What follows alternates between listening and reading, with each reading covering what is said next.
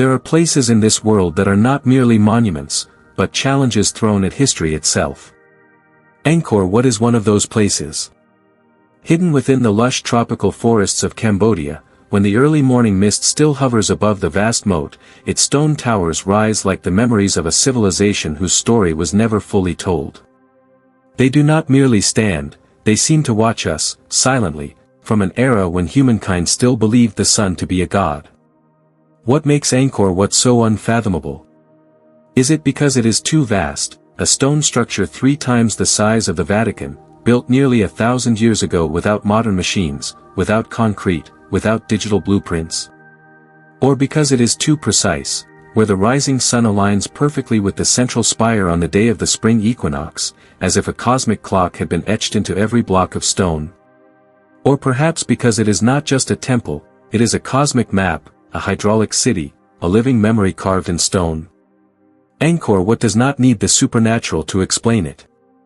Its very existence, defying time and imagination, is already something beyond the natural.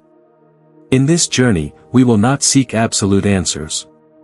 We will listen, observe, and let the ancient questions guide our way. Because Angkor Wat is not just a wonder. It is a doorway that has never fully closed, leading toward truths the modern mind is still not ready to grasp.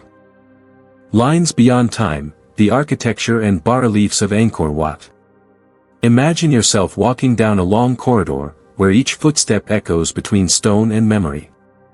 On the walls veiled in the dust of centuries, there is no moss, but thousands of hand-carved stories, each line etched like a whisper from a civilization that chose stone as its language. This is Angkor Wat, a structure not merely built to endure, but to speak. Not through books, not through written words, but through bas-reliefs. Stretching over 600 meters of sandstone corridors, the walls of Angkor are blanketed with intricate carvings depicting Hindu epics, from the Ramayana to the Mahabharata, from gods locked in the eternal struggle of good and evil, to scenes of daily life, marching soldiers, performing musicians, and dancing celestial maidens. But what truly baffles scholars is not the number of these carvings. It is their precision, so meticulous that every fold of cloth, every strand of hair, every bracelet is rendered with detail down to the millimeter, despite the artisans only wielding simple tools of bronze, stone, or crude iron. These carvings do more than record the material world. They are symbols, codes, maps of the ancient Khmer cosmology. Each deity, each Apsara dancer, each floral motif carries layers of meaning, from the cycles of life and rebirth, to expressions of cosmic energy. There are over 700 Apsara statues scattered throughout the temple. Yet what astonishes many, is that no two are exactly alike. Each Apsara is a distinct soul, different hairstyles, different earrings, different postures. Some smile gently, some close their eyes, others seem to be singing. Though trapped in stone, they appear ready to step out and dance at any moment. How could ancient craftsmen create hundreds of unique faces without repetition? No pre-printed sketches. No 3D models. No electric lighting to illuminate the details. Only candles, chisels, memory, and a steadfast belief that they were building for eternity. Even in construction techniques, Angkor Wat surpasses the limitations of its era. The massive sandstone blocks, some weighing up to 1.5 tons, were cut and fitted together with near-perfect precision, without mortar or adhesive. The average gap between blocks is only 1 to 2 millimeters, a level of accuracy that even modern engineers sometimes struggle to achieve. No one knows exactly how they did it. But studies suggest that the underside of each block was slightly hollowed, so when assembled, the pressure would distribute evenly, stabilizing the structure against earthquakes, monsoons, and the wear of time. This was no accident. It was deep knowledge of force and balance, not passed down through books, but through hands, memory, and collective craftsmanship. Angkor Wat, then, is not just architecture. It is a living entity in stone, where every brick, every carving contributes to a world that refuses to be forgotten. And strangely, the deeper one delves into the details, the more it seems as if something here does not quite belong to the era that birthed it. As if, Those who built Angkor were not merely building a temple for the gods, but leaving behind a sign, for future generations to know that once, a wisdom had touched the edge of the impossible. Astronomy and cosmic symbolism hidden within Angkor Wat. If Angkor Wat is a body of stone, then its soul, perhaps, is the sky. Unlike many ancient religious structures that merely reach upward in reverence, Angkor Wat is designed as a cosmic map, where its axes, distances, and symmetries are not only aesthetic choices, but resonate with the movements of celestial bodies. The temple faces west, an unusual orientation for Hindu architecture, which traditionally points east, toward the rising sun.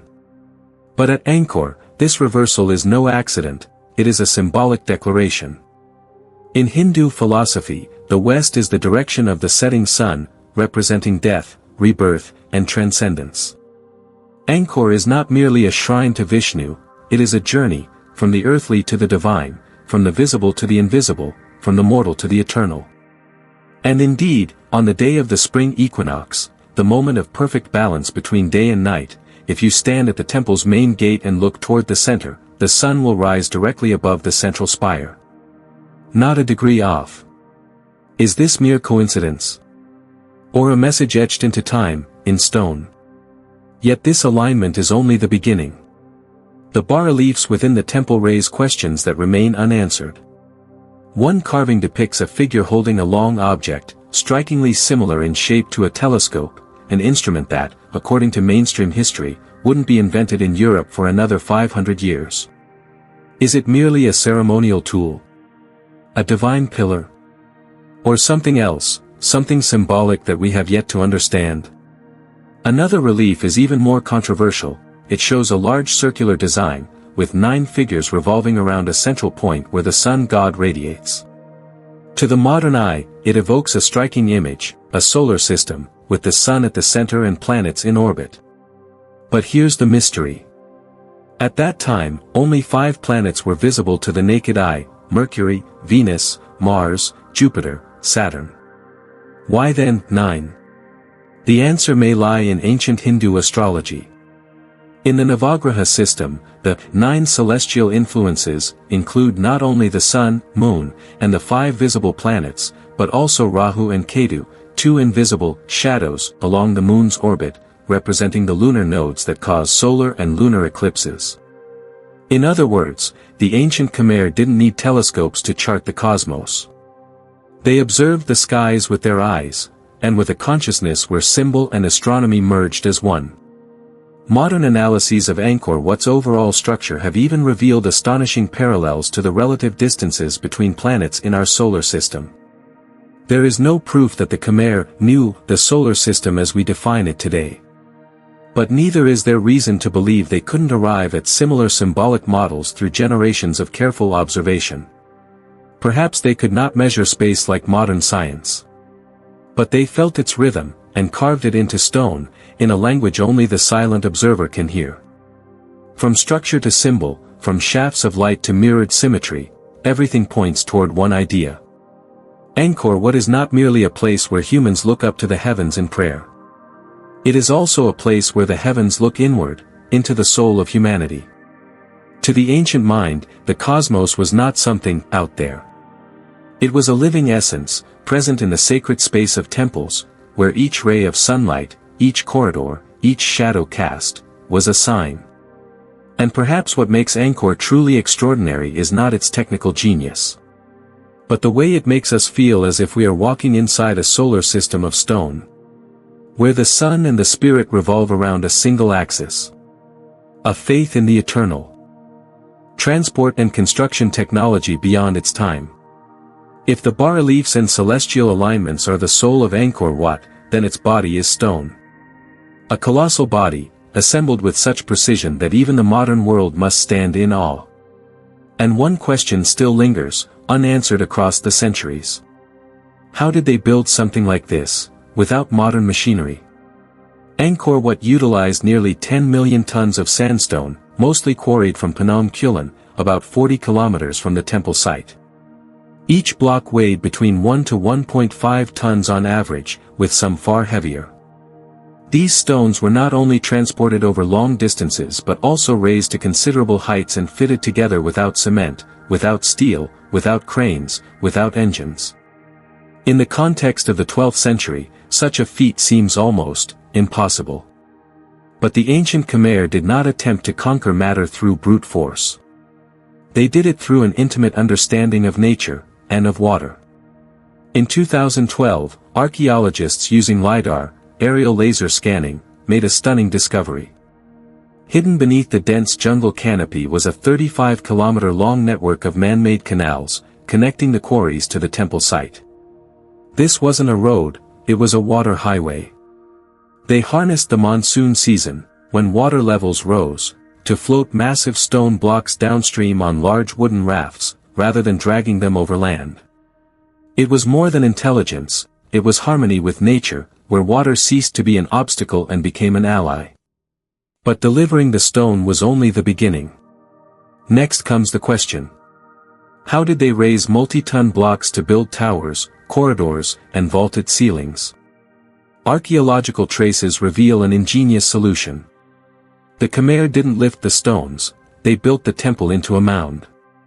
They constructed long earthen ramps in parallel with the temple's rising structure.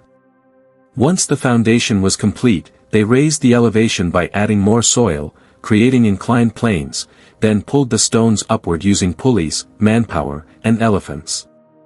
When the structure was finished, they dismantled the ramps completely, leaving behind no visible trace for future generations. It was inverted architecture, not built from the ground up, but from the inside out. But it wasn't just transportation that impressed. The Khmer's stone-cutting and joining techniques still astonish modern engineers. Each block was carved with a slightly concave underside, creating a hollow contact point. When stacked, gravity would press the stones tightly together horizontally, while distributing weight evenly across the surface, making the structure resilient for over 900 years against earthquakes, storms, and thermal expansion. Many joints are so precise that a razor blade cannot fit between the stones. And all of this was done by hand. No CAD software. No laser levels. Only skill, tradition, and a patience beyond what modern minds are willing to endure. Geological studies reveal that small holes were drilled into key points of the blocks, into which wooden pegs or ropes were inserted for adjustment. An ancient form of stone anchoring that allowed them to fine-tune tilt and alignment before final placement. Once in position, the holes were filled with crushed stone and polished, rendering them nearly invisible to the naked eye. To place a single stone required at least 10 individuals, coordinating with a pulley system. Every 2 to 3 minutes, one stone was set into place. Not fast, but this was the speed of eternity. Because they weren't just building a structure. They were assembling each stone as a declaration of their generation, for the eyes of future generations. And when you place your hand on a wall at Angkor, you are not just touching stone. You are touching the sweat, the breath, and the collective memory of hundreds of thousands of souls who believed. They were building something to defy even time itself. Angkor as a mega-city of unprecedented scale. When people mention Angkor Wat, they often imagine a single temple, ancient, majestic, standing proud amidst the dense jungle canopy. But in truth, Angkor Wat is just the tip of a vast stone iceberg. Beneath the tropical forest lies a city that was once the beating heart of an entire civilization. Not a temple. A city. And not just a city, but the largest pre-industrial megacity humanity has ever known. In 2007, and again in 2016, archaeologists using LiDAR, laser scanning through the jungle, made a discovery no one had anticipated. Hidden beneath Cambodia's treetops was an urban system covering over 3,000 square kilometers. Larger than modern-day New York City, but without skyscrapers, glass, or steel. Only roads, reservoirs, canals, and meticulously planned ruins, measured with precision to the meter. Angkor was the capital of the ancient Khmer Empire, with a population estimated between 750,000 and 1 million people. In the 12th century, when most of the world still lived in small scattered communities, And they didn't just survive. They built an urban model so complex that it's forcing modern researchers to reconsider the timeline of human civilization. Imagine a city designed around water, where water was not just for drinking, but the axis of every urban function. Angkor was a hydraulic city, where water was its lifeblood, its soul. The Khmer constructed hundreds of artificial reservoirs, including the vast West Baray, 8 kilometers long, 2 kilometers wide, holding over 50 million cubic meters of water. A network of canals connected these reservoirs to neighborhoods, rice paddies, and temples. This system wasn't just for storing water in dry seasons. It regulated monsoon floods, stabilized flow, and enabled year-round irrigation. In other words, Angkor wasn't built on land. It was suspended on water, a living architecture in harmony with its environment. Residential areas were zoned with clarity, administrative quarters, religious precincts, industrial zones, and living spaces. Dirt roads stretched in straight lines, linking the city center with the outer regions. At the heart stood temples like Angkor Wat and Angkor Thom, serving as spiritual anchors. Nothing was random. Every stone pillar, every road segment, every channel, was part of an enormous blueprint where gods and humans coexisted in an interwoven spiritual and material ecosystem. From this water-based system, the Khmer developed large-scale agriculture, with advanced wet rice cultivation, capable of yielding 3 harvests a year. Southeast Asia's harsh climate became their ally. They didn't wait for rain. They created it, through regulated flow. They didn't wait for fertile soil. They transformed it. They weren't controlled by nature, they coordinated it, with wisdom. And if you ask, how did they sustain such a vast population? The answer lies in a sustainable urban model, not based on modern technology, but on the synchronization of ecology, spirituality, and social organization. Angkor is a model that many modern cities are still struggling to replicate, though few realize it. What made Angkor extraordinary wasn't just its scale, but how it wove infrastructure with belief. Every reservoir was not just a tank, it symbolized the cosmic ocean in Hindu mythology. Every stone tower was not merely a structure, but Mount Meru, the sacred peak where gods reside. They didn't build a city just to live in it. They built it to live within the universe. And when the jungle slowly reclaimed Angkor, the reservoirs dried up, the canals filled with earth. We didn't just lose an ancient capital. We lost proof that humanity once knew how to live in balance, with sky, earth, water, and stone.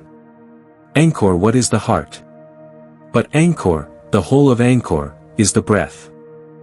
The mysterious decline of the Khmer civilization. There was no final clash of swords. No blazing citadel, no invading army toppling statues in a storm of conquest. The Khmer civilization, the empire that raised wonders like Angkor Wat, did not fall like a battlefield. It faded, like morning mist dissolving into the jungle. One day, the canals began to dry. The reservoirs, the very heart of the city, lay bare. Crowds abandoned the temples. Weeds grew tall upon the roads that once pulsed with life. And then, silence. How could an empire that mastered hydraulic engineering, built with architectural genius, and sustained a population of nearly 1 million, disappear from history without a sound? It is not a question. It is a labyrinth. The first answer lies beneath the ground. The growth rings of ancient trees across Southeast Asia, and sediment layers at the bottom of drained lakes, tell a quiet but devastating tale of climate change.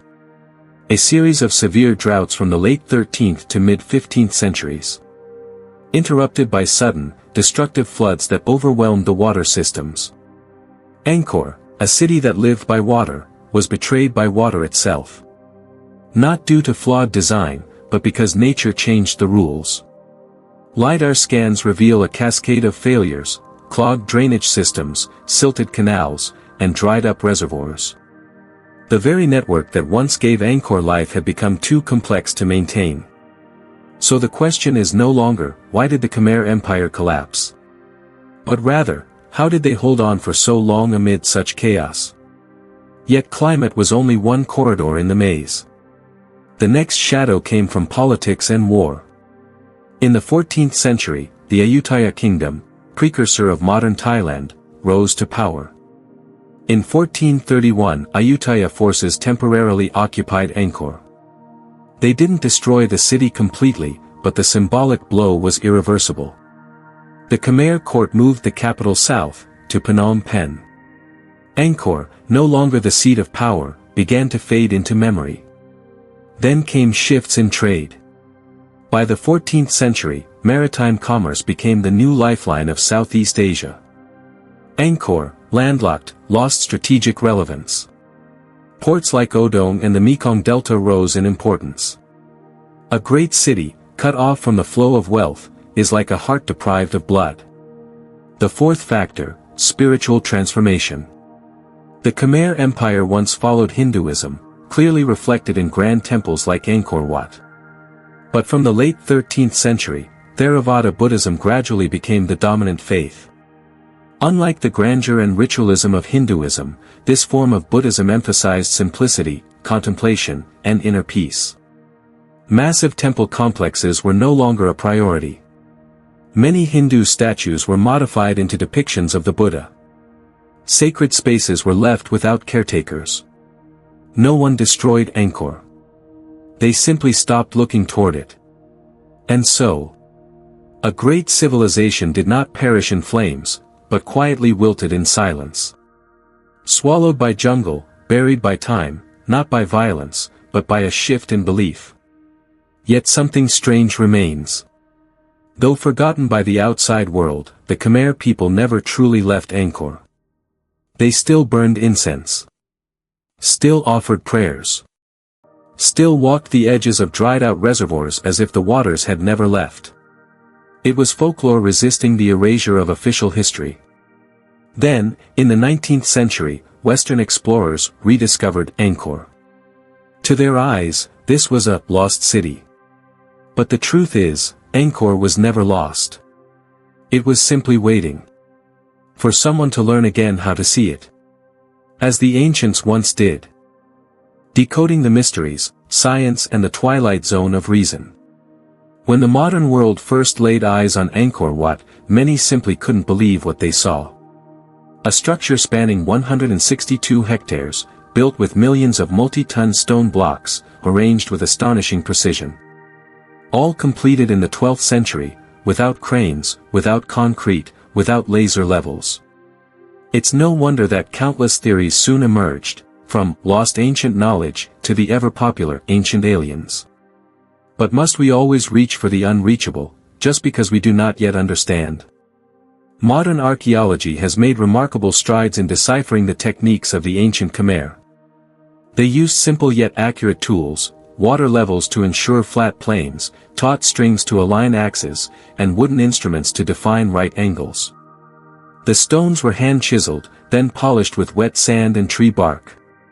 A manual process that yielded results of stunning accuracy. Experimental models have shown. With just 10 to 12 people, a pulley system, and basic physics, a 1.5-ton block could be hoisted to considerable heights. As for the curious carvings, such as the one resembling a telescope or the so-called solar system diagram, many historians attribute these to pareidolia. The human mind's tendency to perceive familiar shapes in vague patterns. A long object in the hand of a mythological figure could just as easily be a flute, a ceremonial pipe, or a water staff, yet to modern eyes, it becomes a telescope. Likewise, the 9 figures circling the sun deity may not represent planets, but the Navagraha. The 9 sacred celestial bodies in Hindu astrology, not identical to the physical planets. Science does not dismiss symbolism. It simply translates it into the language of reason. As for the supposed ratios between temple towers and planetary distances, religious architecture scholars argue this is likely symbolic coincidence, not precision astronomy. The Khmer may not have calculated distances between celestial bodies. But they sensed the rhythm of the cosmos, through sunlight, seasonal patterns, and the sacred geometry of space. In other words, they did not see the universe with telescopes. They built the universe, through intuition and ritual. And perhaps the strangest thing about Angkor is not its engineering, but how it still compels us to ask questions. Science can explain how the stones were moved. It can carbon date the temple's construction. It can simulate water flows, reservoir curves, and joint pressure. But it cannot explain why they built such an enormous sanctuary, deep in the jungle, in a harsh tropical climate, and aligned precisely with the rising sun on the spring equinox. No one can say why they sculpted 700 unique apsaras, each with a different hairstyle, facial expression, and pose. No one knows who designed the entire complex, when no blueprint was ever found. Between the realms of science and mythology lies a gap. A twilight zone. Where reason no longer refutes, and belief no longer insists. Only a silent question remains.